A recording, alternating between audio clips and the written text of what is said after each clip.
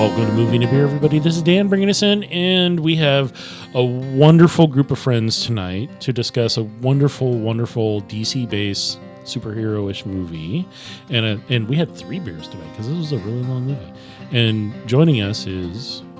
you got your comic book expert, except for DC, Blake here. And your DC expert over here. We got a special guest. Oh my God, special guest. I got a Batman tattoo. He does. Yeah, it's also What's your Batman name, shirt. Batman tattoo haver? Bruce. Please say your actual name. Jason Hovey. All right, Jason. All right, dox him, guys. Yes. So All 5 of our listeners dox him. Salt. He does a lot of salt, but we're not going to talk about salt tonight. But Jason knows Batman, and that's why we had him on for when we watched The Dark Knight. The Dark Knight. 2008. Yep. Christopher Nolan's second Batman movie. Yep. I know Lieutenant Jim Gordon, Gary Oldman, and D.A. Harvey Dent, Aaron Eckhart, and Batman, Christian Bale, has been able to keep the city, Gotham City, otherwise known as Chicago, in check until the Joker, who was played by Heath Ledger, and I believe this was his last film. Second to last film. What was his last film?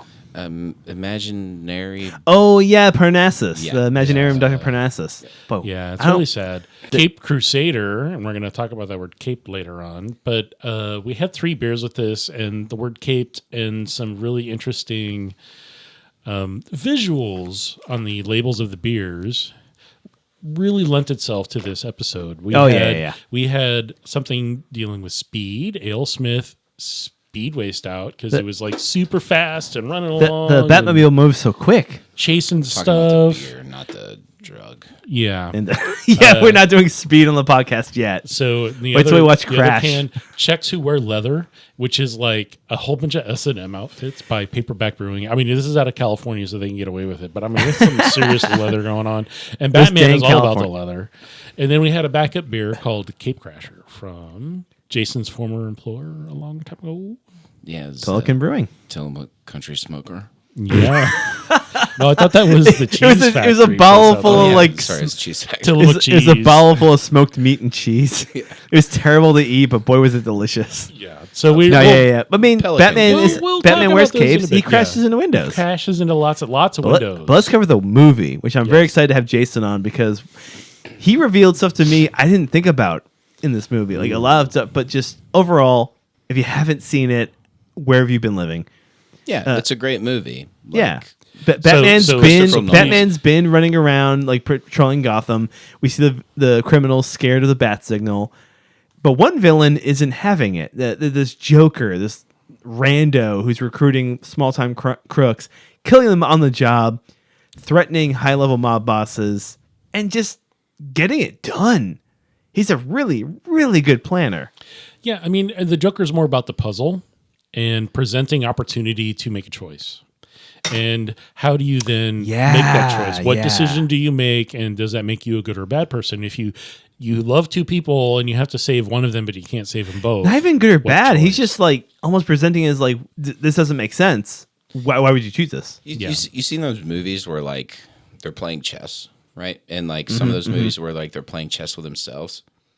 Oh, yeah. That's what I feel like Heath Ledger's Joker's doing in this movie, where he's playing chess with himself and he's trying to anticipate moves from the other side, even though there's no actual pieces.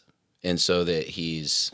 Right, like it's that 4D chess, it's that like later Sherlock Holmes Mind Palace chess, where it's like, we all know where the pieces are. Do you know where the pieces are? And it's him messing with his opponent to get what he wants. Right, like Sherlock Holmes knows where those pieces are going to play. The Joker honestly doesn't, and that's okay. He's playing off of that. Which is exactly the mythos of the Joker. It's the right mythos. There's been a lot of different kind of Jokers, but the ones that work really well. No joke. I loved the Joker laugh in this movie. I love Jack Nicholson's laugh, but Heath Ledger's was really just like it had a real desperation to it. It did, and I think he portrayed someone who had nothing to lose, way more than all the other Jokers. He literally they said it in the film, like there's no fingerprints that match, there's no teeth that match, there's no DNA that match. There's no labels to his clothing. Everything in his pockets was as Gordon said, knives and lint. Yeah. We have nothing on this person. We don't know who they are. And that's the joke, is that you can be off the grid and they wouldn't know who you are. And that's me. I'm off it. And now I'm going to destroy you because you put me off the grid because I have bad scars. It's interesting that you say like off the grid, because like that's more of like a new concept. Yeah. And Christopher Nolan did this based off of current times. Yeah. So that totally works, like with that sort of off the grid versus, and when like Batman the animated series, like 1950s, when you think of like the Batman animated series and the Joker, right? It was a little bit more focused, I would say, and linear versus like. Yeah, I can see that. He always had a set goal. He always, even if it was like wacky, it was like he's like putting Joker faces on fish. Yeah. Shoot, like one of the first episodes of the animated series was him like holding Gordon and some of his family hostage for Christmas. Yeah. Say, we're gonna unwrap these presents. Ha ha ha ha ha. And then like stuff exploded and Batman's running around. Versus if you saw Heath Ledger's Joker. You don't know what's going on. You don't. It's all chaos. If he's doing it on Christmas, it may not have anything to do with the fact that it's on Christmas. It's just random. Everyone's he'll leave a present, but then it's like has nothing to do with the theme of the actual holiday. It's just, it's some other thing we referenced earlier we didn't think about. He's really good about, hey, I made this one thing happen, and now it's gonna be different, and now you're all Jason's doing the lip smacking, which is a wonderful piece of trivia. If you ever watched The Dark Knight, the movie we watched. Mm-hmm. Yeah, the movie we watched. It's crazy how that happens. Heath Ledger kept licking his lips, and it's not for like any character reason. The prosthetics were just dry. They kept drying out, so he kept licking his lips to keep them wet so he could keep talking.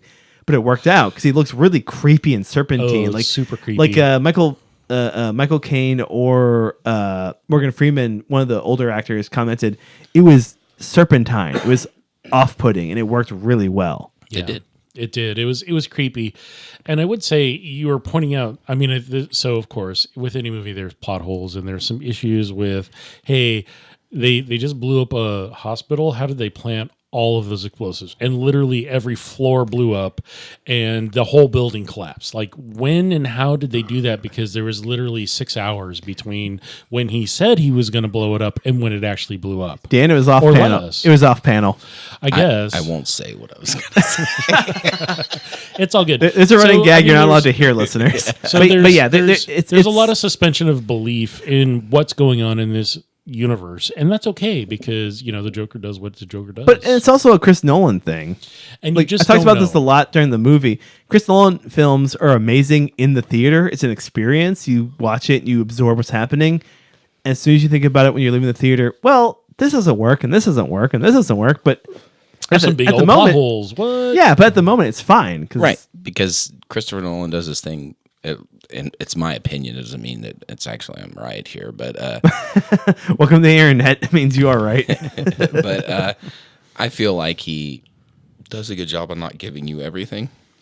Yeah, and I'd agree with that. You look at like some of his big movies, and like even what was it? Gosh, I'm gonna feel so stupid now. The Illusionist. Yeah. I love The Illusionist. And that's one. The one with Leonardo DiCaprio in it, and oh no, are you thinking of Inception?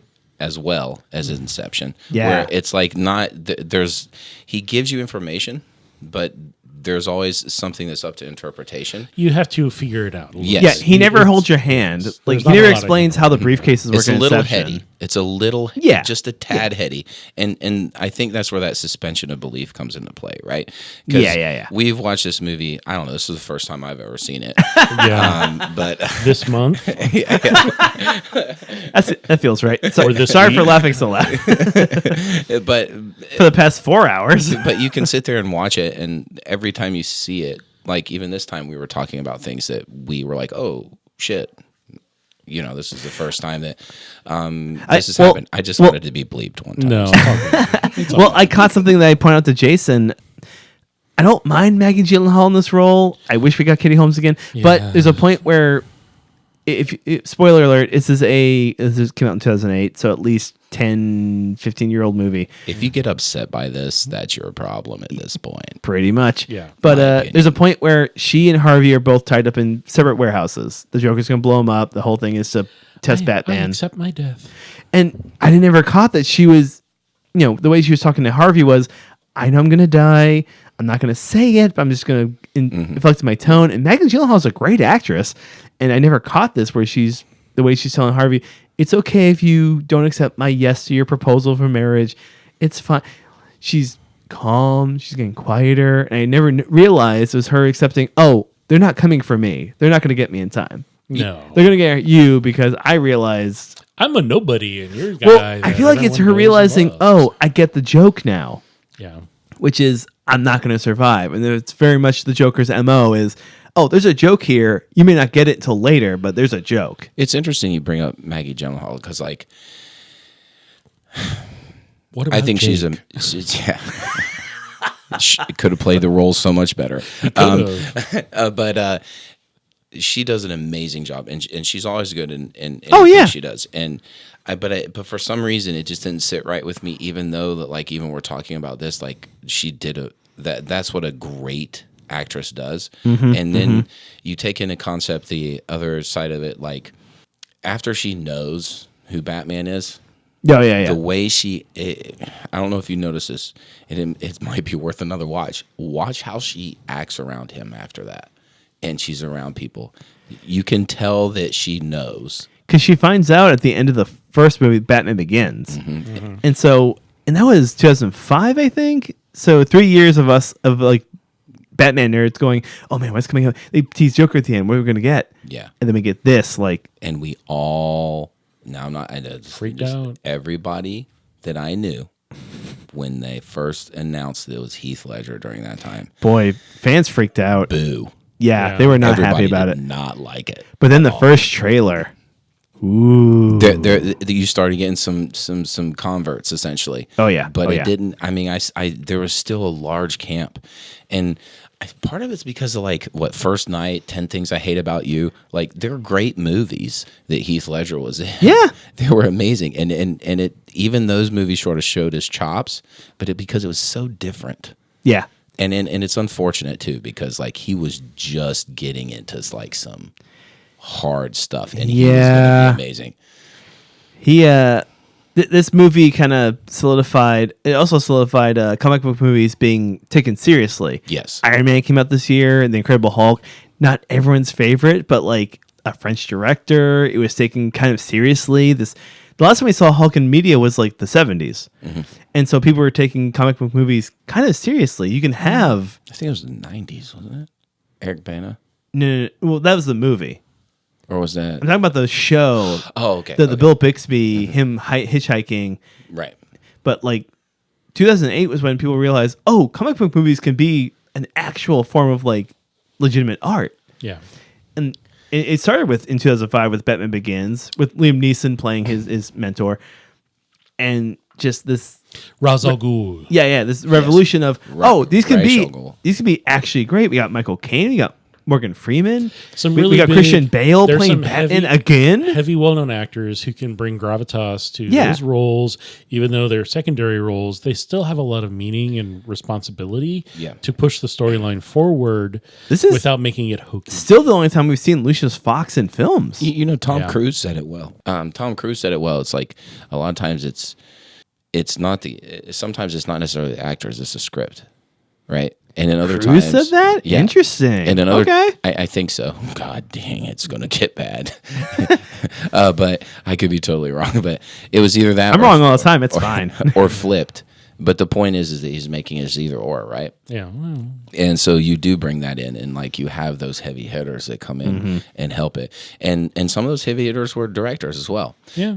That's true. I do look at DC. And I'm a Batman fan, but I'm a Wolverine fan too. True. And I'm a Punisher fan. And and those are Marvel characters. And I enjoy the Marvel universe like nobody's business. Guardians of the Galaxy were great movies. Dan, we should watch Logan for the podcast. Yeah. That would be amazing. It would be good. I mean, it's actually more of a Western than anything. We need to get Jason for that one because we would... You can have Aaron and Brian just hang out while we just talk about it for 3 hours. Oh my god! Because it's a really good film as well. But anyway, we're talking about the amazing film. We're talking about the Dark not as Knight. good as this We're one talking though, about right now. So Two segues question, in one. There was a couple of moments in the film where it was normal staged camera, not a lot of movement, not a lot of hand cam, very static shots, great environmental shots where you had a lot of natural lighting as well as like some spotlighting on things. And then you had a couple of scenes where the camera went around. And Blake was like, I wish Brian was here so he could explain what the hell, why are they doing that? The scene where, and I should have looked it up. But there's the scene where Joker breaks into Bruce's penthouse to attack Harvey Dent on his attack on the judge who's going to try all the criminals and the Commissioner Loeb, who's running the run. Which I'm not sure if it's a reference to the comic author Jeff Loeb or not. But say that again. I sort of spaced out because you're taking so long. Just kidding. Oh, geez. No, the Commissioner Loeb. I'm not sure if there's a reference to Jeff Loeb, who's written comics before. I can't remember if he's on a lot of DC or not. But there's Jeff Loeb's on DC. He's got to be. I feel like he's done a lot of Green Lantern. But anyway, but that's Green Lantern. There's a point where Joker goes into Bruce's penthouse. Yes. We'll talk about the Ryan Reynolds film later. And so when Dan's not involved, so he gets Rachel, and he's doing his second of his How I Got These Scars stories. And the camera just rotates around them like constantly, like three times, like at least three. It's just steady rotate, and it's a beautiful acting for a second, then it rotates. It's beautiful again, acting from Gyllenhaal and Ledger. It's really good. And I was lamenting, I don't know what the style of camera work is. Well, what it's trying to do. That's just at their eye level. Right. But what is it trying to convey? What is it conveying? I have just a theory.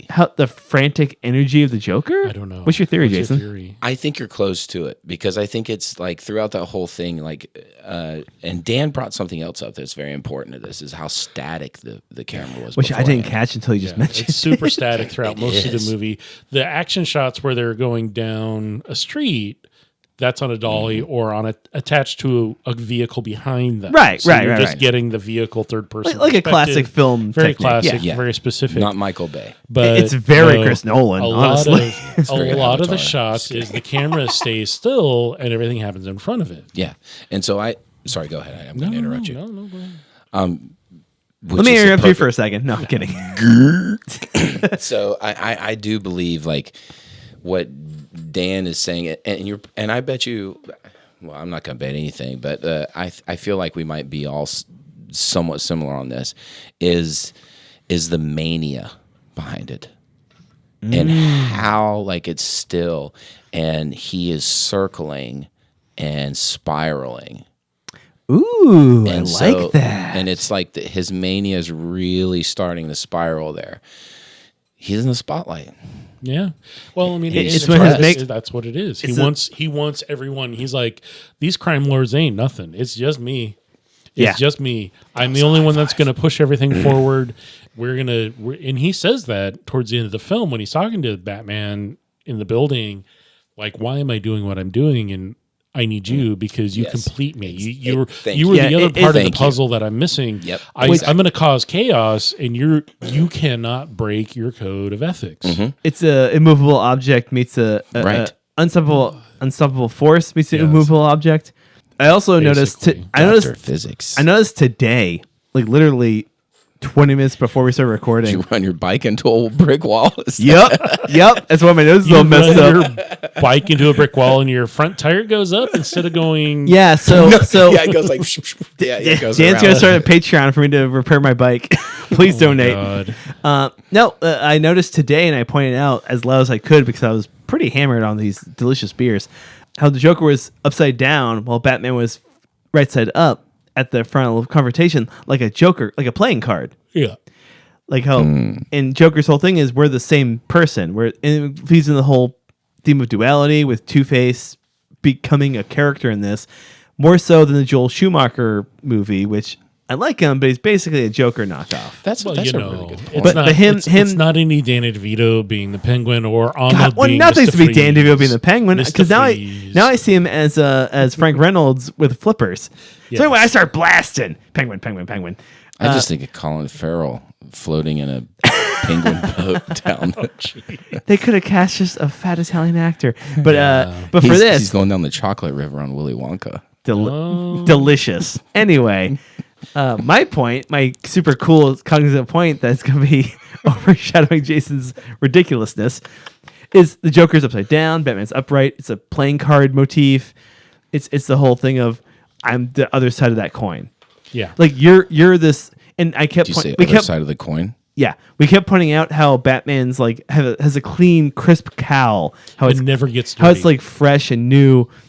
And there's a reference to the previous movie where like I'm going to interrupt you. He ordered like 1,000, but I have to say this. Yeah, it really irritated me at the beginning, and then Blake Blake and Dan made a point. But I was like, this is bull crappy poo. Yeah. Jason was right to point it out though. Like it was kind of silly.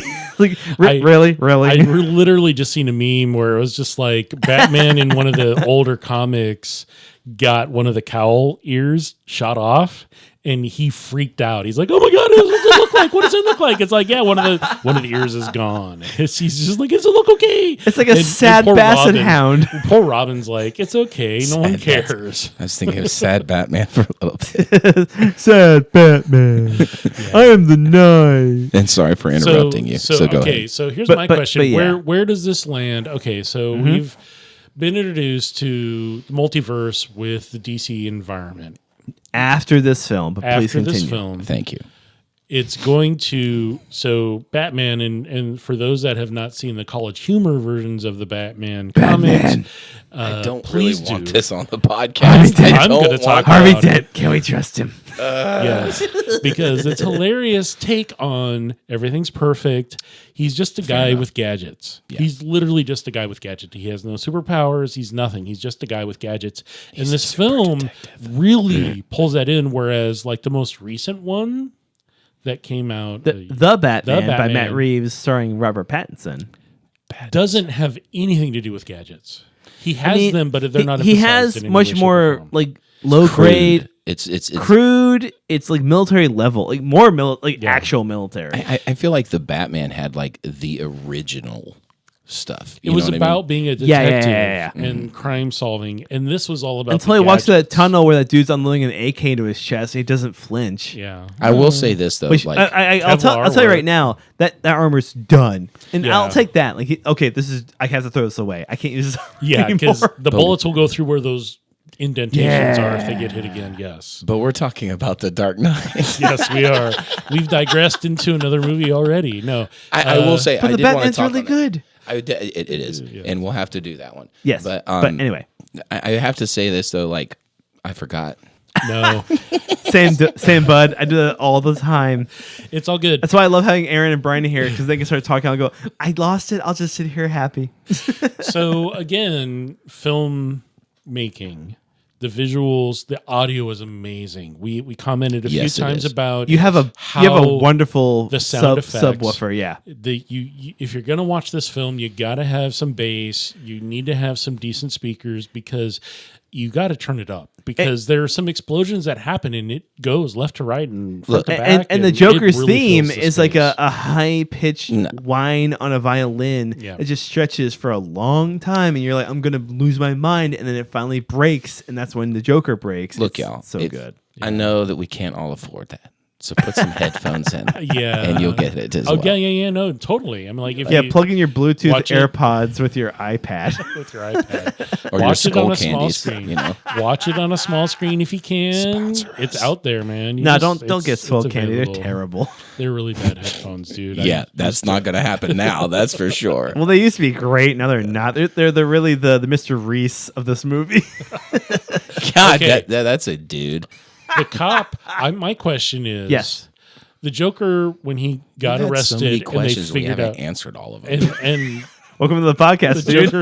The Joker got arrested, went to jail, and the one copy's like, well, how many of your friends have I killed? Oh, yeah, that 20-year guy. I love him. How the hell did he go from being handcuffed with his hands behind his back against sitting on the floor? No, Joker's hands weren't handcuffed. Oh, they weren't? He wasn't because Commissioner Gordon took him off to be the good cop while Batman beat up a person in custody. Batman was being a very rude cop at that point. Yeah, it was Gordon cop, rude cop. I thought he still had his handcuffs on. Anyways, nah, dude. Okay, so I need to comment on something here because you just did it again. Okay, good cop, bad you cop. brought up the college humor thing, and I didn't make this clear. Okay, I've watched a lot of this stuff.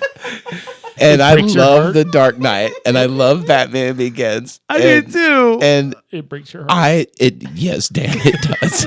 And the reason why is they did such a good job with the costumes, even though it's bad, which really makes me mad. The first couple are like Spirit of Halloween level. Yeah. And the way, I swear he's wearing prosthetics in his mouth because he has that Christian Bale almost vampire giant square jaw with the big lips. And they play it so well that it has ruined The Dark Knight because he shows up the first time with the bat signal, and I'm sitting there thinking, this cowl sucks. This is bullshit. This is terrible. It's bleep like me out now because it's like a giant. It's a giant. Like I said this when you pointed out. Like, what's up with that cowl? I was like, it's like he's squinting. And it's like angry face squinting. I mean, think about this. Like, we all love this movie.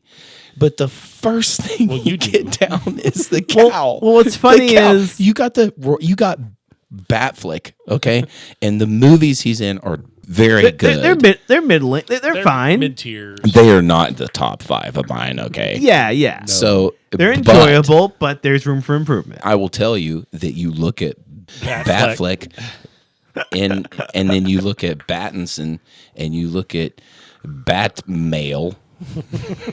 Yeah, that don't work. We're gonna call him that, but it's okay. We'll call him that. Batman. Call him Batman. That's all I'm doing now from now on. You have all do you guys those ever guys see together. Batmail in American Psycho? I know, right? Or The Machinist. Gosh, obviously. I'm so skinny. Alfred was not around during those times. But you mean Pennywise? Yeah, Mr. Pennywise. That's a haunted clown, dude. He's fighting a turtle or something. It was Mr. It's you said Pennyworth. Pennywise. Oh, I said Pennywise instead of Pennyworth. He's a clown. You did. Played by a Swedish person. I know, right? I was off a little bit. The only thing we would need to Pennyworth, change if it was Alfred Pennywise in The Dark Knight is when he kidnaps the accountant. And he throws up the balloon. It just needs to be red. And then hey, Mr. Reese, you want to play a joke? Wow. Exactly. I got you. Hey, Georgie, you want to know who Batman is? But we're talking about The Dark Knight. Nope, I'm doing this bit now. Okay. Sorry. If you put your face in kerosene or gas. I hope this is 3 episodes. And then... It might be. 10 minutes later in the film... You get set on fire because it explodes. I'm sorry. That is either fallen off your face or it is absorbed into your skin. And it's not going to burn like Dan, that. I would argue, sorry. I don't think it's 10 minutes. God. Like, it shows less than a minute on the timer. So it's relatively fresh. But it is still amazing that he doesn't have to drop. It always bugged me that he never had to drop eye drops on his open eye, Harvey Dent. Or Dan has fallen asleep, apparently. So this is Beer and a Movie podcast, Movie and Beer with Blake and Jason. No, just kidding. But no, I will have to say, I have to agree with Blake on this one. I think, and because he's got gauze on. He's got gauze on, and so that helps. Okay. And he refused... Again, they even say that. And painkillers don't have anything to do with healing. This is just part of the Chris Nolan thing, where it's more about the tone and the theme of the film versus the actualities. You have to suspend belief. Yeah, it is a comic book movie, and it's a Christopher Nolan comic book movie, which means more because we watched Tenet and I love it, but man, I do love Tenet. That was a great movie. It falls apart real fast. It does. But the whole thing with this movie is when you see Harvey become Two-Face, the sound drops out. Like a silent screaming. It's like a silent screaming, maybe a little bit of violin as he rips the gauze off. Like officially becoming, I'm done. You know what that scene reminds me of? It's very similar to when you see scenes where somebody like you know how you get like that ear ringing. Yeah, like tinnitus. Yeah, and you get that and that sort of thing, and then it's probably because my headphones are turned up too loud. I'm going to damage my ears forever. I'm just kidding. Don't turn it down. I like hearing my voice. But I know, we know. but it's the same thing because they do movies like that, and where you have like that. Usually it's after an explosion, but sometimes they have it where they're like losing their minds. Yeah. It was absolutely perfect. And on top of that, I do want to say that one thing we talked about this time is how much we realize that the Joker in that moment is completely emotionally manipulating. Yeah. Oh, Mr. Dent's just stupid. And we should have drank the Czech beer last because of that. Oh, because of the imagery on the can and Yeah. him just like giving commands and ordering, which I did like that Jason pointed out. He's brainwashing him. Yes. I complained that he says chaos like 3 times in like 30 seconds. And Jason said, no, that's the point. Yeah. That's him telling him, hey, all that matters is chaos. And which cemented the whole Two-Face persona, which is his whole moral code is the coin, which is what makes Two-Face such an interesting villain. If it lands heads up, he won't kill anyone. If it lands bad heads up, he'll kill everyone. This goes back to that chessboard again, right? Where like he Yeah. doesn't know what the other pieces are. And I firmly believe that Nolan wrote that part where Joker honestly didn't know and didn't care. Like, I buy that. Like when he flipped that coin, Joker didn't care. Yeah. He didn't care. Like regardless, he's made the next thing that he needs. He wants Harvey to fall, and if Harvey gets a bad heads up and he gets his brains blown out, then he proves his point. Yeah, he still wins either way. Yeah. And plus, if you want to go dig deep into the Joker lore, you could go as far as that would be the death of Joker, and Joker doesn't die. Yeah. And you Never, go through that. Ever. Just He like gets- Batman. Batman never dies. That's right. Joker gets shot in between the eyes Oh, yeah. and comes back. His face is different. His persona is a little bit different. And I always thought, like, even he's less ha-ha funny and more like, I'm going to murder your ward yeah. funny. And soon after, you had oh gosh, Was it Death in the Family after that, or was that the which Death in the Family though? the Jason Todd? No, Was that was early. Was Which- it the Killing Joke? The Killing Joke. Thank you. That was the latest one. Yeah, that's right. And then soon When- after, you had the when he Joker's cripples daughter. when he cripples Barbara Gordon. No, it's and- after that too. After It was that. after that one too. Anyways, Joker's got a long history with the Bat family. Right. Is Essentially- what we're saying a lot here. of the remakes. he Yeah. he cuts his face off. Yeah, that's a amazing run. If you ever read comics, Scott Snyder and Greg Capullo, I think, as writer and artist, like it's a really Jeff good Loeb. run. It's pretty hardcore like these beers. Let's talk about the beers. This is the time on the podcast we're going to switch over to talking about beer for a moment. We were watching Because we're going a so long in the wonderful- movie. I don't care. I just want to talk about the movie. wonderful Batman film called The Dark Knight. The Dark Knight. The This Dark is- Knight. This is where Lick, you lick, start lick. hearing him talking like this the whole time. No, he does not sound like that. We're not doing the college humor thing. Although We're he stopping. does drop the voice when he and Rachel, he saves Rachel. Rachel. When he saves Rachel and jumping on Rachel. that cab. He's like, yeah, I'm all right. All right, It's weird that he so did the voice. we initially just were going to do 2 beers, and then it dawned on me. I was like, oh shit! It's a Saturday night. I can sleep Saturday in tomorrow. night, and this Well, is Blake a can sleep in 2+ tomorrow. hour movie. It's still early. and Yes, it's You're still early. It is still early. So the first one we had was by this company out of California called Paperback Brewing. It's a very cool name. And Paperback Brewing is it's an interesting beer. It's out of Glendale, California. It is 34 IBU and 4.9 ABV. I just want to let you know that Dan just bright, knows this stuff. and Okay, refreshing. he's not like making notes. Like He's definitely that not looking good at his this. laptop. All I know is there's a dude sitting in an all head to toe latex outfit, including the cap, holding a Hefeweizen glass with head, with lots of With rings what? and things. A Hefeweizen glass. Oh, It's with right there. head. Okay, I see. What you're It's saying. got a little head on it. There's a ring just sitting there with nothing in it, so it's kind of disappointing. I like that we. Where's the ring? I don't see it. Where's it located? It's in Mount Doom. Can you tell me where it is? It's where you want to look. I need to get my eyes checked, Dan. And then there's some interesting other. So we picked this beer because of the cover. Because of the cover art. It had nothing to do with the movie. We're just like, because Batman's very S&M like and very like I'm head to toe. I did not pick this beer. I had nothing to do with the S&M Gimp Pulp Fiction beer. Don't rip on it. You liked it. You drank it fast. I did drink it fast. I'll tell you what. And it's because of one of the images on this. You're going to have to bleep me out. Don't look at me. I can't bleep anything. Look, you turn the lights off and you're looking at it in a dim lit room. The person on the very far left has a paddle. A paddle that has the word bunny on it. And it says bunny. But with the lights off, it looks like not bunny, but saggy titties. So you're going to have to bleep me out on that. Jason's giving Dan a lot of work. Yeah, no, it's all good. Yeah, we'll beep you out on that one. So I would say for this beer, being the adult in the room for once. Oh yeah. Shut up. I'm Batman. No, you're not. Actually, he might be because I have never seen Batman and Dan in the same room at the same time. Oh my God, Never, you're right. Ever. There's a lot of stuff on the Plex you can watch. But and half my face is scarred. Am I Two-Face? Oh, that's a bummer, dude. Yeah, I know. It's all right. Let me flip this coin to see what I talk about. All right, so this beer... Don't get me started in my Two-Face rendition right now. My face is feeling droopy. This is a Czech-style lager, and if there was no safe word in quotes, then it came to Pilsner. Dan, I thought it was a Pilsner. What? It's a Pilsner. It's just a straight Pils. So and I will say something about this Pilsner. Grassy, herbal, a little dry, a little sharp. Right. You said when we started drinking, it was like, oh, this is a little hoppy. And I was like, yeah, Czech-style beers tend to be hoppier than German-style Pilsners. Is that because like just whatever in the process makes the hop flavor go forward more? It's the hops they're using that are grown there in Czechoslovakia. So it's the actual style of hops. Yeah, the style of hops are going to be a little bit more forward in their herbal, grassy flavor profile. A little drier in the mouth, just like the first time I saw the Maggie Gyllenhaal playing. Yeah, a little dry. There Dan you go. This is the perfect beer for Dan. Just keep talking, ignore him. Don't encourage him. All right. So I think you had mentioned, Blake, when we were finished with this beer, you're like, oh, this doesn't really go with the movie.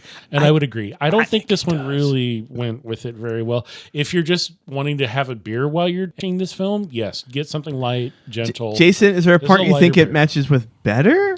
I think I do, but I first want to ask, because our beer expert, beer expert, why you think it doesn't? The visual tone is very dark. This is a light, crisp beer. And while it doesn't distract from the movie, which is a good thing, Mm-hmm. it can distract. And I think the other two beers distracted a little bit, and that helped you like, oh, this is a good, oh, there's something on the screen. Oh, because this is a long, boring film. I'm just going to say that right now. I'm going to out myself. It's a long and boring film. How many times have you seen it? Like at least a dozen. And that's because it's been on... That's not enough. It's been on HBO and all the other streaming. You can't watch it on HBO. You gotta put your Blu-ray in and sit there with your headphones on. Watch it another 10 times. You're like, it's on TV. I'm gonna watch it again. I could change the channel. That don't count. That don't count. This is a slow movie. This is not a fast-paced. It's a slow movie if you watch it. Like if I'll put it to you this way, like it's just like your attitude towards this movie. It's a slow burner. Jason, don't. Jason, no. It's just like I was going to say the Joker. He goes to a bar and he says, and he stands a pencil up on the bar and says, hey, you want to see a magic trick? I'm going to make this pencil disappear. And just like, he murders a man. Murders a dude, pushes his head on it. And this is like, that's how I feel about this film. It's like, just please murder me now. This is so slow. I'll tell you this. Like, slow. It's because you're drunk. So, no. Let's talk about the second beer. That was just the second No, I am defending this. Jason, I will punch you. No, I don't do it because they'll hear it. Right. No, but in reality, like I don't think it's a slow movie, but I think it's a slow movie. It's deliberately paced. And I'll tell you why. Slow. Because if you haven't seen it in like a couple years, it's not slow anymore. But if you see it a lot, it's very slow. It's not Coen Brothers slow. That's a good point. But Coen Coen Brothers, you don't watch twice. They're slow burns. You're just like, oh my god, They're amazing movies, but you feel satiated when you're done. Hey, true believers, listen back to our Big Lebowski episode. which just happened recently. Yeah, no. So the second beer we had, this first beer, all right, We're talking it about was the okay. Dark Knight. So Dark Knight. Yeah, I agree with Dan. Like the lightness of this beer doesn't quite match the tone, but the second beer I think matched really well. Okay, so I'm going to say why it does match. Yeah, Why? hit me with it. Please Yeah. explain. It wasn't Montucky. It wasn't PBR. It wasn't a cheap beer. It was. Let just him the talk. Pilsner. I do feel, and I was sort of joking earlier, but not. So Yeah. my palate is terrible. I'm going to make this quite clear, and I'll be very quick. Tillamook Cheese Factory, highly recommend going there. At least get some cheese. But they also do these little special things where you can learn how to be a super taster. And yeah, and so during the super taster, like they do tests, and you taste certain things, and if you're like really good at tasting, then that helps you become like one of the tasters with like their ice cream and stuff like that. That's so cool. Yeah, and so we did something with the company I work for, Jacob's Salt, and so Buy Jacobs and Salt. and Moving so, to beers sponsored by Jacobs and Salt. Hey, make it happen. So I'll work on it. Yeah. So it was That's kind of so cool, though. Yeah, and it was really neat because you taste a bunch of different things. Anyways, so you write down all your results. And Do you know how to write? I do know how to write. Don't give him a yes and like that makes sense. That makes sense. You jot down your notes. You jot down your notes Yeah. and everything, and then they go through it, right? And so you're either a super taster Or not? or somebody who's like decent. Is that the term decent? Like average. You're like an average You're an taster. average person. That tracks. Or so it's like 3 levels, right? either you taster, average. you kick ass, you're average, or you suck. You really suck. And I didn't just suck. Oh okay? no! I didn't get Oh, any of them buddy. right. So You when it super comes, suck. so when it comes to tasting, like just hear me out on this. But so I sort of felt like, and with IPAs to a certain extent, some of them seem a little bit sour. I buy that. Okay, so the Yeah. acidity can do that. Yeah. See, so he's we will- mansplaining me. No, I'm not going to mansplain. I'm going to help you. Can't mansplain. You're also a boy. Yes. Not a man, a boy. You're a boy wonder. No, go ahead. Go. The second beer we had was Speedway Stout Wait. from Alesmith Well, Brewing. did we ever explain why Jason thinks No, the first yeah. beer Let me matches? finish that real quick. No. So the sour part is, and I was joking around a little bit about it earlier, but it really was. I really did not like that they changed that character, Maggie Gyllenhaal. Oh, I didn't like Rachel it. Dawes. That I didn't. Yeah, Rachel. I did not like that they It's not changed it Vicky like that. Vale. I know she's so. And we're not hearing Prince sing about Vicky Vale. No, Vicky Vale. we had Katie Holmes in Batman Begins, and then it was recast. I think Katie Holmes didn't want to do it anymore, so we Yeah, got Tom Maggie Cruise. Gyllenhaal, who's amazing. She did a great job. But- It just did not. It didn't fit right. Yeah, It just didn't fit right. She did an amazing job with certain aspects of it. So, at the beginning, and like you're watching that knowing, so you can sort of have like a decent IPA there.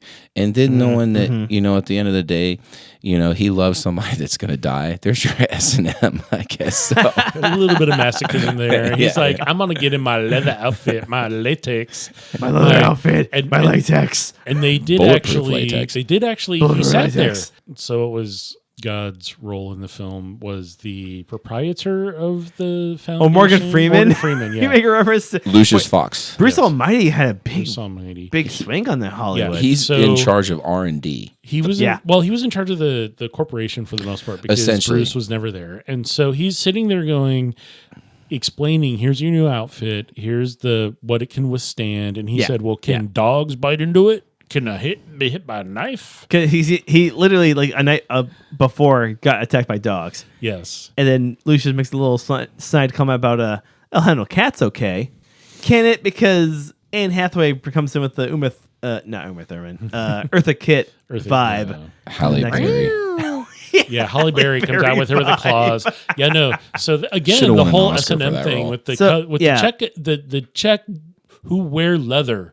This Yeah. is a really interesting label to compare to Yeah. the mythos that is Batman Right. and his. But the And he beer did a good itself, job with the the label. beer itself didn't quite match. It but the didn't. second beer, The second beer, well, very Alesmith. strong. had I feel like the right vibes, like a good dark flavor into the dark film. It's an affogato edition of Alesmith, which is out of the San Diego area. What does Speedway affogato Stout. mean? I might still have it in my Google. I picked this beer. Well, actually, Blake and I both picked this beer. We were down at I helped. John's Marketplace in Southeast. Shout out to those guys for having excellent beer selection. We were like, hey, he drives around a lot on a motorcycle and acts like it's a speedway everywhere, and he crashes into stuff, which we'll talk about the third backup beer in a minute with the word crasher. But literally speedway, like he's chasing everything all over the place. And yeah. I mean, it just one of the key scenes that reveals that Gordon's still alive is a chase just after Harvey Dent and quote unquote admits he's Batman is carted away, and then Joker's machinations make it so he has to get chased underneath. I'm sure there's a name for it in Chicago, but like below Gotham streets. So there's the L, which it's elevated. Oh, elevated. Cool! Yeah, I never knew that. You can drive under it. Yeah, that's the whole thing. So that's I know. I'm just making it up. But anyway, that was the whole thing. The stout is 70 IBU and 12% ABV. This is super chocolatey. Yeah. Be careful. This is 12%. This is a 12% beer. It is going to hit you on your butt, and they use locally roasted coffee to add a bunch of bitterness on the back end to match up with the dark chocolates that they aged put salt in it. No. Stop doing bits. I'm actually reacting. It does have a creamy mouthfeel, and you like that creamy mouthfeel, Jason. I know that. I do. I like... It's surprisingly as a salt maker, drink. you love creamy mouthfeel? I love creamy mouthfeel. It's the best thing. It definitely rounds out a beer well, so there's no bite to it. Dan, go ahead and chop and slice how you need to blackmail Jason. And speaking about this beer, and to add on to what you guys were saying, I think that in this particular film, whenever Bruce Wayne dons the costume, he is racing. Yes. There is never a moment where in he's this not film driving somewhere fast. Yeah, he's or going somewhere fast. There's only like one or two times. There's only a couple times where he's like, where they show like the ode to the greatest detective, where he's in there, but then he's quick out. Boom. Like everything, he's moving very quickly. You even mentioned Blake. He's like, where'd he go? He's like, he literally, like, Gordon was talking to him and he turns around and he's gone. He's like, how's a man in all black just escape from a well-lit bank? I know, right? That's impressive. I think the Flash helped him get over. There you go. Was this played by Grant Gustin, Norfolk's own Grant Gustin? Yeah, the big forehead. Yeah. But yeah. So if you're gonna watch this film, get yourself a nice big fat dark stout, slow drinking beer. Agreed. I mentioned it because the movie is 2.5 hours. It is a long movie. I forgot when I suggested it. This took a while to drink, and it did warm up. We're drinking it out of these tall boy cans. And it did actually not change a lot in the flavor profile as it warmed up. And Blake mentioned, hey, this tastes actually better. A koozie wouldn't hurt. It wouldn't hurt. But you don't necessarily, I mean, some beers taste better as they warm up and get room temp. This is one of those beers. I think. No, I agree. I think it does emphasize some of the flavor profile a little bit better. And it doesn't turn bad. I mean, some beers, like the hops are so astringent, you're just like, oh, this tastes like shit now. I don't want to drink this. We've had a few beers where, as Dan gets up and says, hey, who's ready for the next one? We all go, well, yeah, I don't want to drink this anymore. I don't want to drink it anymore. Because this one's like not as tasty as it was. Do you guys make a list of terrible beers? No. We should, but we don't. We should list it on this episode. We should. All right, Dan, look it up. Yeah. Jason and I will vamp. The 120 episodes worth of bad beers that are not happening tonight. I'm sure brewers would love that. Hey, let's rag them. But check out our website, because on our website, movieandabeer.com, we do have a map that you can see where all the beers are from. Yeah. And you can see the movie we did with that beer. Now, we only go back 3 episodes. So if a brewery has been done more than 3 times, the oldest one will drop off. But we do have a heat map, as it's called. You guys need to check this out. All over the place. Like seriously, say that one more time. I think that needs to be hammered in. What, movieandabeer.com? Yes. And the heat map, which is really cool, because I actually look at it periodically when I'm looking for beer. I'm like, what state haven't we gotten beer from yet? Because we've done a bunch of episodes, and we usually used to do just like 1 or 2 per episode. We started doing 3, and then we're like, we really want to just push it to be like, what would work with what we're drinking? Because a lot of the movies are like close to 2 hours or longer, and it's like, geez, already. Can we just have an hour-long movie? Have you gotten a beer from the state of Jamaica? We have not done Red Stripe. which is from Jamaica. I'll watch Cool Runnings for the podcast. But yes, my God. that's on the list. That is on the list. Yes. I'm adding it. I'm adding it now. Red I Stripe will put on is 300 from pounds to look like John Candy just for this episode. Don't do Oh, that. You geez, look so good yeah. right now. Bless I'd his look heart. better. Bless his heart. All right, we're digressing. So Yes, what's the next Alesmith beer? Stout. Good. Find a heavy, big, dark beer for this movie because it's a really dark film. It's Not I think bright. you're right. It's a very dark film. And get something you can sip over time because shit's going to warm up over time. I'm not gonna lie, like I just like hearing my voice over this. I sound sexy, but Right? at the end of the sexy. day, like that is a good beer. Like that was a good beer. And I'll be honest, like after the other night where I had some whiskey that was kind of creamy and like super sweet. Like Yeah. this isn't super sweet, but it had a sweetness on the end. Like it definitely Right? rounds it out. Yeah. And that's how I feel at the end of Dark Knight, where I'm like, with the movie, when the credits run, I'm on every single time. I don't know what it is about this film, but every single time the credits come on, I'm always like, sweet. No, yeah. It's over. God, Jason's doing a bit, and Dan's doing a bit, but I agree with Jason. Like it's cementing that mythos of Batman, where Agreed. I agree. I want to be the hero, but I can't be, and I just have to accept it. And this is what life is. And this was sorry, go ahead. Yeah, and this is just how it is. I helped my friend Jim Gordon. That's all I can do. And you bring up a really good point there. Like it really is setting up a good mythos for Batman. After Tim Burton, then Who did a pretty good job. Like He did a Batman and great Batman Returns Yeah. were a great pairing. And then Joel Schumacher made some films that I don't hate, but yeah. will you stop licking your lips? Actually, it's because I'm actually kind of parched. So Look, turn from the There's mic, water bro. in front of no, you because when you it's do too that. perfect. I know, but dare there's you. beer. No, So- you're right. But yeah, No, the you're right. The mythos works really Yeah, well. it does. But It does. So we should get into the mythos of crashing through windows with a cape on. yes, so that happens a lot in this film more than I forgot that. Goddamn like, Pelicans. He goes overseas. He goes overseas and he crashes through windows To multiple China. windows. We're going to China. We're going to China. crash in with our bat costumes. This is a terrible Donald Trump impression. The thing that really bothered me that he did decide to go into China and break their windows. Like at He least didn't in have to do that. No, he didn't. Like at least in the United States, like I'm sure there's some sort of Batman fund or some Oh, you shit. got no jurisdiction here. Well, in he the, has when the no United States, jurisdiction Joker anywhere. breaks all the windows with that gun. And let's Yeah. get real, Batman International did not come out, okay, until after this I film. don't love Grant Morrison, but we're not talking about Grant Morrison. We're talking about Cape Crasher.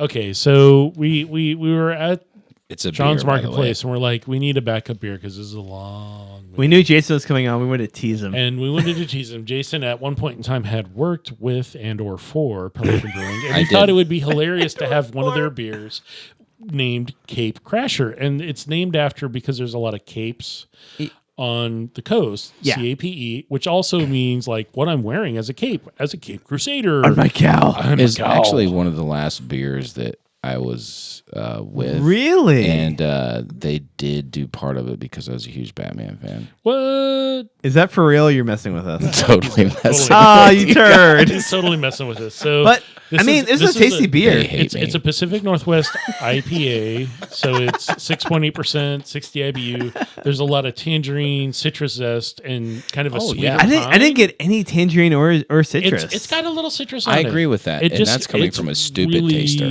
It's really, really, really mild. This is not a super hoppy beer, even though it does It was have good. like 60 IBU. It's not. It can be high in the IBU and not taste bitter. That's and the see, thing. maybe that's why I didn't catch any of the citrus because it was really mild. It's very mild and rounded on the tongue. I didn't catch it, but I really Malts enjoyed are it. gentle. It's not, and these were off the shelf. And as we always preach on this podcast, Ever be since careful what you Moonfall. buy. Be careful what you buy off the shelf because sometimes it can be heat struck. These actually foamed out, so I was like, "Oh, these must have Yeah, been like Dan, bumped around." what makes a bunch. beer foam out in a bottle? I thought the it's bottle just- would be fine. It's the cape. So if you drop a beer a foot or less, basically onto a hard surface, like Right. in a 6-pack, Oh, or really? it gets shooken vertically, Like not Less than a horizontally, foot, is what you're saying?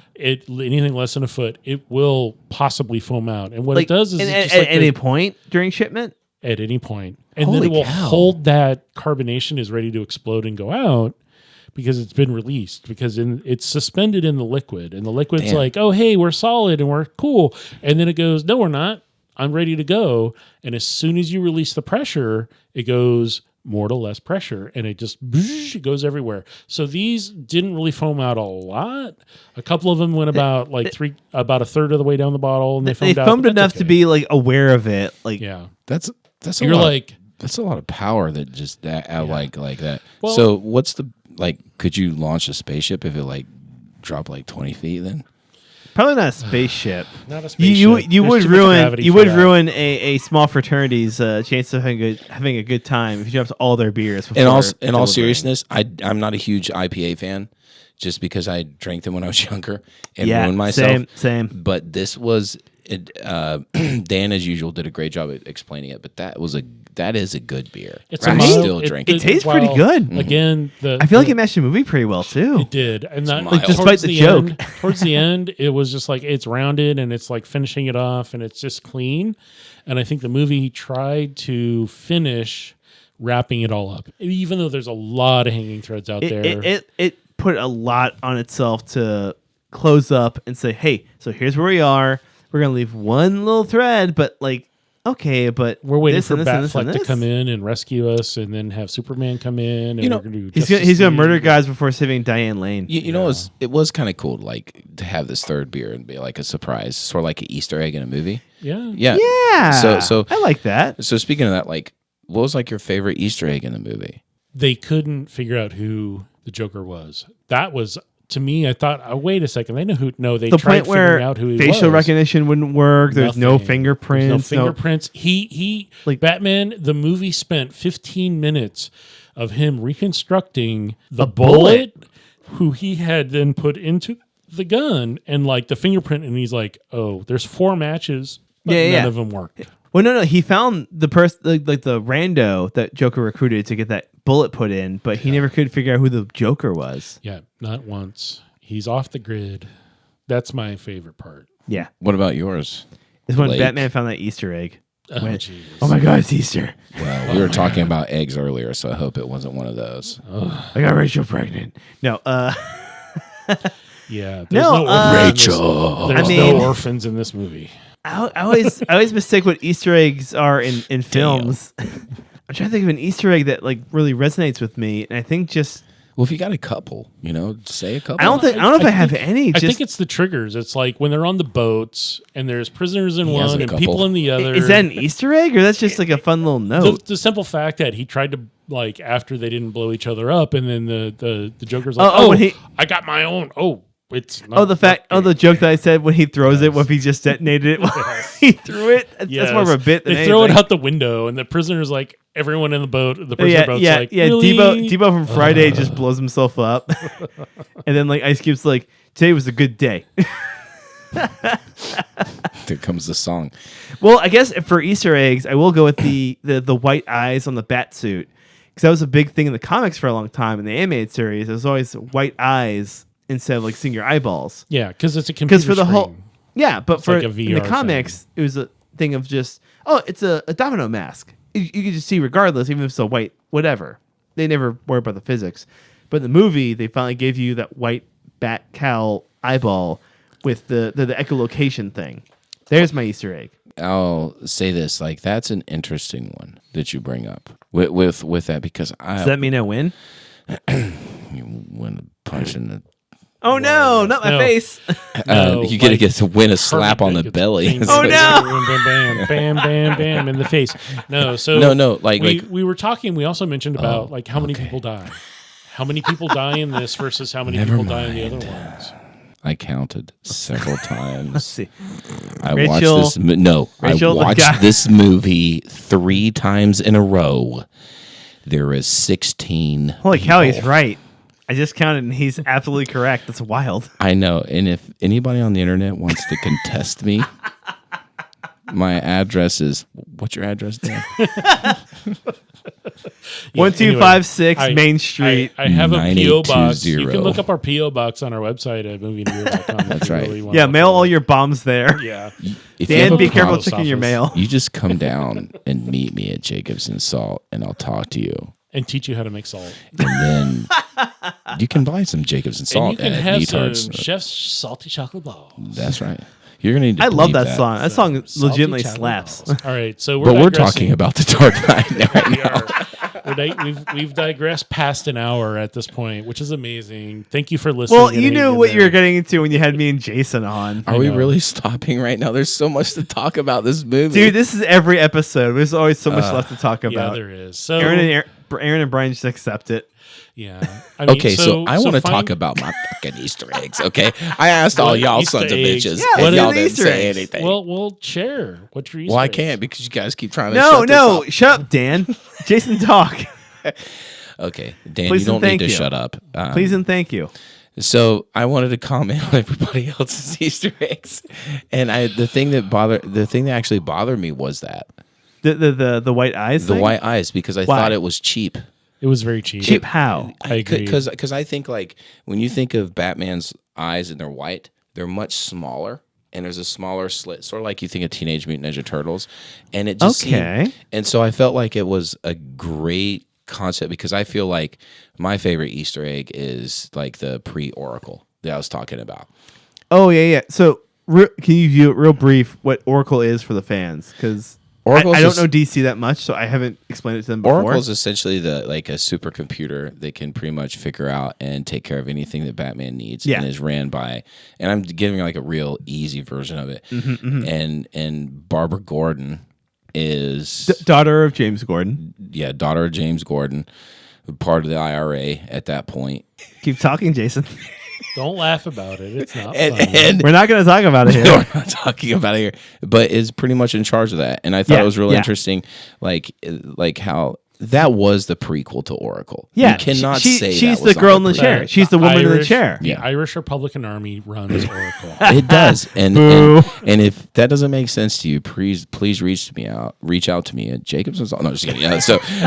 But no, in reality, like, I thought that was a super cool Easter egg, and Yeah. this was the first time that I picked up on it. Yeah, because you never talked to me about this before. We this talk is about the Batman. first We time. talk about Batman I mean, a lot. we watched the recent Flash movie, and that exists. That supercomputer exists in the timeline that they go to. I'm watching. I'm connecting the That's dots. a good point. That's a good I'm point. connecting Yeah. the dots. It's all DC properties, and at some point they're all going to bleed over onto each other. So They this will. one, while it's interesting, so there's like 7 movies they've done up to Justice League, and now they're just like, oh hey, we're going to go back and screw with the timelines, and we're going to mix them all together.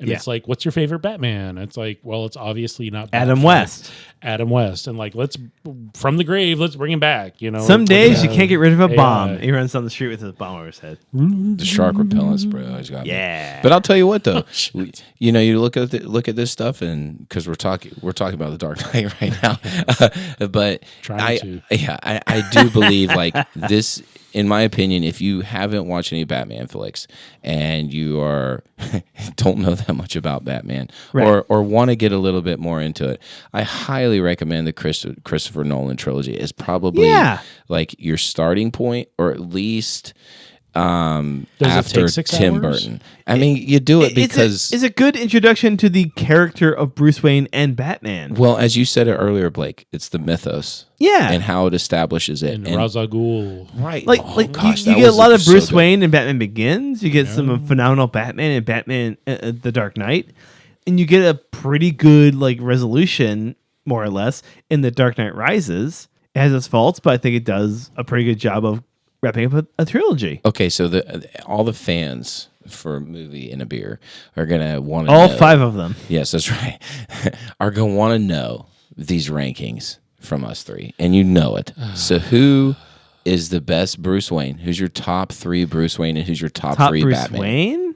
Top Batman Bruce Wayne? and Bruce Wayne. Top Bruce Wayne is George Clooney. Top Batman would be either Robert Pattinson or Ben Affleck, Okay. depending on the age. Really? Yeah. Would you have a third on Batman? Third on Batman. Val Kilmer. I really like. That's tempting, but I really do like Christian Bale's Batman. It is good. Oh my I like his God. Batman better than his Bruce Wayne.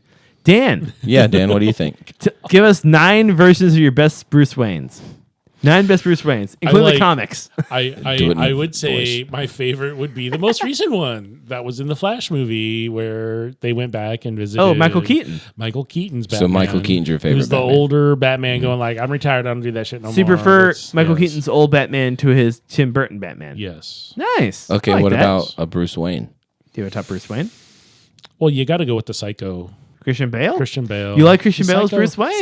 Psycho. Okay. He does do a good job at He's like, Christian Bale. I don't care. So Or there's as- a I would few like it scenes in the better, movie- but Jason pointed out he does kind of just play Patrick Bateman.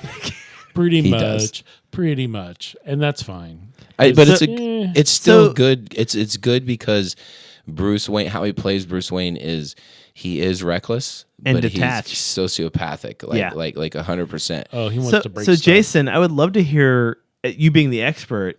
I'm not doing a bit. Wouldn't say You being that. the expert, like amongst the three of us, Batman's and Bruce Wayne's. Do you have a favorite of either or? Oh, I do. I Top is good. Batman. well, I'd say that I go Bruce Wayne first because it's harder. Nice. I like that. Michael Keaton does a Really? really good Bruce Wayne, I think. I've Want to never- get crazy? I've never loved his Bruce Wayne. I like that you go for him first. I really like his Bruce Wayne. Christian Bale's Bruce Wayne does a really good job as well. I don't think there's anybody else. George Clooney does for the looks, but for me, there's not anybody else that really plays that character. Val Kilmer. Now, if you want to go, Bringing him up. if you want to go super young Bruce Wayne, then Robert Pattinson, like Yeah. 100%. He's super And- young and in that role. Keep in mind, we're not going to get into the animated version because that's a whole other no. argument. But no, Yeah. live action. Live action, good point. I like that you went with Michael Keaton. I'm really blown away by that. Yeah, I do, and top Batmans. It's tough, right? it is really tough. It's been, despite all the fandom. And this includes the Justice League, all the DC films, not just the Batman movies. Yeah, of Yeah, course. you got but to. like, You got to. based on how the fandom, quote unquote, the fandom freaks out over every Batman casting, I don't trust that. I it's- trust people who follow the comics. It's and Batfleck, Battinson, and Bale. nice. So you It like really is, and I love Ben Michael Affleck as Keaton. Batman, and then Robert Pattinson I as do, Batman, and the then only Christian Bale. and the only reason why is because I'm such a big Dark Knight fan of the comics, and Ben Affleck does such a good job in that. God, who does it? Frank Moore. Frank Miller. Frank Miller. Frank thank you. Millar, or is it Frank No, Miller? no, Frank Miller. Mark Millar does Mark a lot Millar, of Marvel Kick stuff. Ass. He's getting ready to redo Kick Ass, by the way. Reboot it. But anyways, But yeah, yeah, Frank Miller's The Dark Knight Returns is incredible. It It's is. why I was so gung ho for older, grungier Batman with Ben Affleck. right. So okay, now that I got you guys on the hook, who's your favorite? Who's your favorite?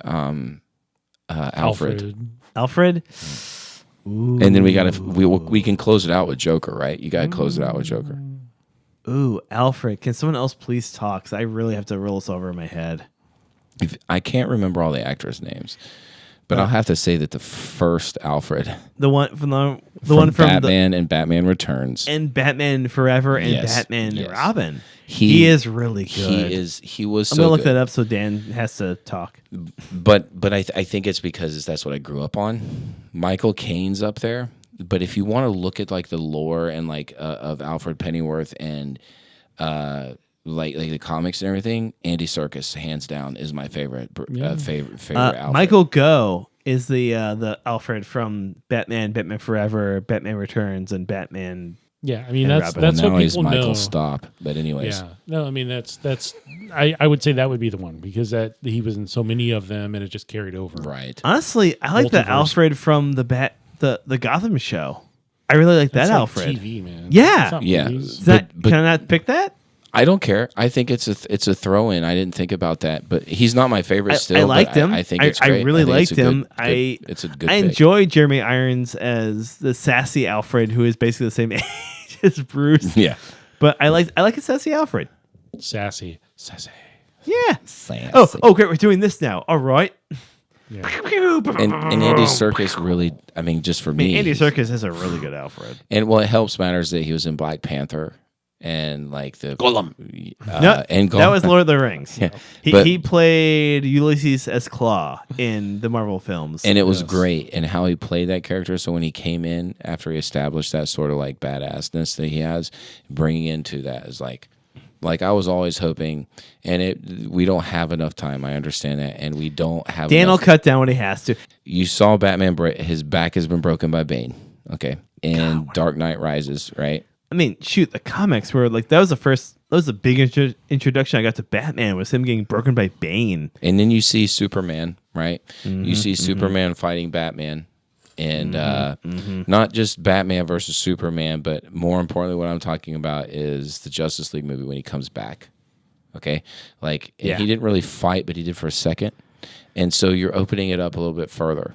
And ultimately, there's that point where Superman and Batman get into it really bad in the comics. Yeah. And Superman they're getting real personal. They're being mean to each other. Yeah. And no, not even that. Like, they're being legitimately mean to each other. I'll lend you the comics. They're very good. It's really bad. And Alfred ends up beating the absolute piss out of Superman. Oh, I'm thinking something different. You are, and I think, and listeners, all 5 of you or whatever, quote me, but I'm pretty sure he breaks 7 now. He breaks his back. Like, really? Alfred loses his shit because Superman beats Batman to death. Pulp. And basically, that's his adopted son. And then Alfred loses his mind, just beats his ass. And I don't remember if he breaks his back or not, but I know that he just absolutely does it. And Andy Serkis as Alfred that could makes more potentially sense do than that Michael down the road. Gough, who's dead now, or Michael Caine, who's that old. guy couldn't break chopsticks in Batman. Okay, he wasn't serving sushi. I'll tell you that much. Have we gotten Dan's favorite Alfred, or should we move on? Who's your favorite Alfred? The one that Michael played. Yeah, the one that was in all the first ones. He's a classic. He's really good. He really is. Yeah. So, favorite Jokers? Yeah, Dan has to go first. I mean, come on. I mean, it's either the Joker movie or. Oh, so the top Arthur Dent. So top two. Like that. So either Joaquin Phoenix or Heath Ledger. Yeah. If you had a third, I'd be curious. No. You don't have a third? No. You wouldn't even put Jack Nicholson up there? No, he was a joke, and we he literally is the Joker. There was. I mean, I did just see the Suicide Squad earlier tonight. I was like, oh my god, let's not go there with that Joker. Oh my god. That's a whole separate podcast because I'd like to talk about that. him for a long That time. is, Jared Leto makes some choices, but I think for me, I do like the Jack Nicholson Joker, but for me, it's Heath Ledger. Yeah. I like that it was a take on what a dude who would wear. Like the goons in the early part of the movie say, he wears war paint, makeup like war paint, and like I see that. I agree. I see that. Like he's it's part of the psychology of it because this Joker is very, very much like I'm gonna trick people through therapy and through aggressive psychology.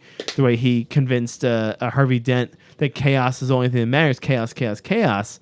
I'm gonna do this whole shtick to trick people into believing. Yeah. Here's what I'm into. They'll never actually know because I'm never going to tell them the actual plan. I'm going to set so where if a boat tries to blow up the other boat, they'll blow up their own boat. And also, oh, hey, the guy in the bat suit's here. I'm going to kick him while dogs are running around. This is great. No, I think Heath Ledger is my favorite Joker.